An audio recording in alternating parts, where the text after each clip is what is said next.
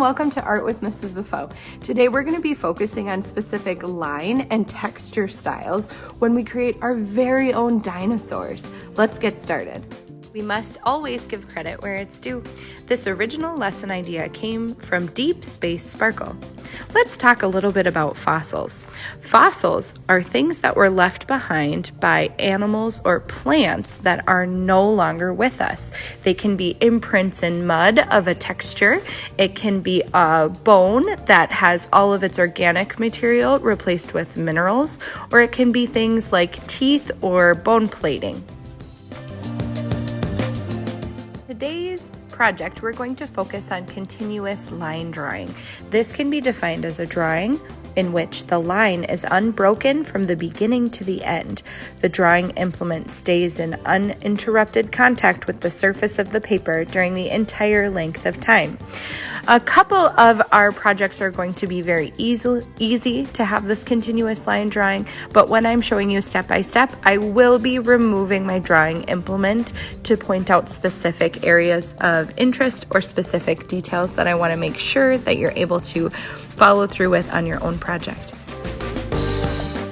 Growing up, the Jurassic Park movies were just coming into fashion. They were just being released, and my little brother was fascinated with them.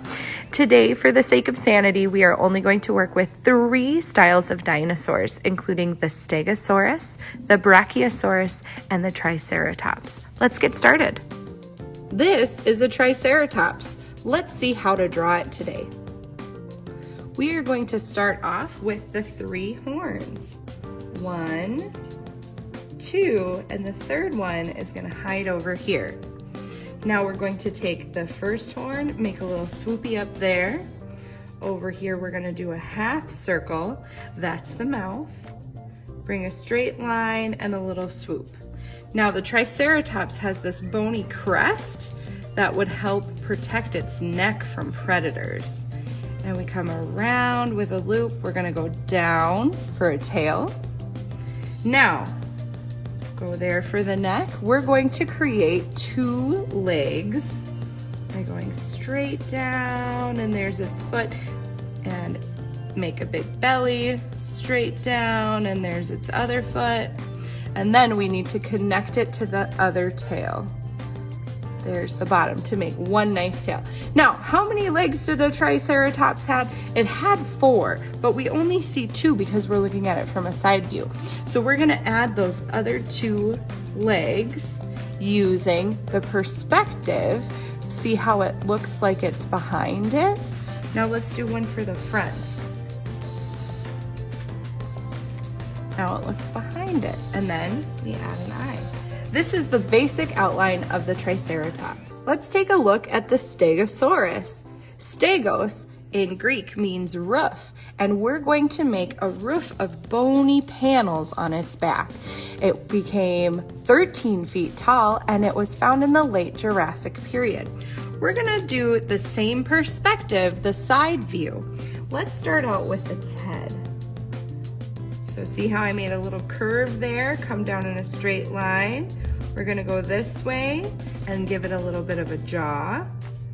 Over here, we follow that same kind of arched line that we did for the Triceratops, and we end, that's gonna be the tail. So now I do the same idea with the 2 legs, give it a belly, and bring this back down, connect it to the line we previously made, and that's going to end in the tail. Let's add those other 2 legs. Wait a minute, Mrs. Beaufeaux, that doesn't look like a Stegosaurus. You're right, we're going to have to work on making those bony panels. Again, this was a form of defense, and there were 2 rows of these bony panels for the Stegosaurus. Now, this isn't perfect, but I'm giving it my best try. To end the tail, they had another form of defense, which were the spikes. And then I add a little eye, and maybe a mouth line, and there's my Stegosaurus. The next dinosaur we're going to look at is the Brachiosaurus. This lived in North America, and some of its remains were found in Colorado for the first time in the early 1900s. It also was alive during the late Jurassic period.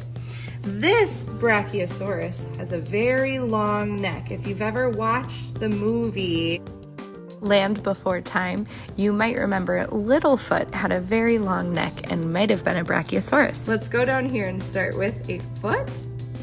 We're gonna give it a belly and another foot and come down here. And I made my neck maybe a little too long there.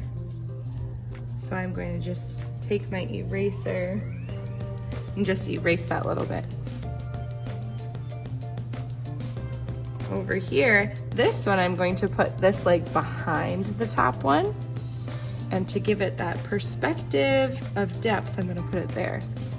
And here is my little eye. The Brachiosaurus was mainly a herbivore, meaning that it ate lots of green leafy things. The art element of texture can be defined as the surface quality in a work of art. It appeals to our sense of touch, which can evoke feelings of pleasure, discomfort, or familiarity. Art and design principle of pattern is defined as a repeated decorative design. I'm going to take some time to think about different patterns and textures and what I want to include on my dinosaur, because we only have fossils to learn from. We don't know the colors of the dinosaurs. We don't really know if there was any patterns, but maybe someday you're going to turn into that paleontologist who cracks the code and we're able to see what dinosaurs truly looked like. Today we're going to use our creative brains though to make our own designs.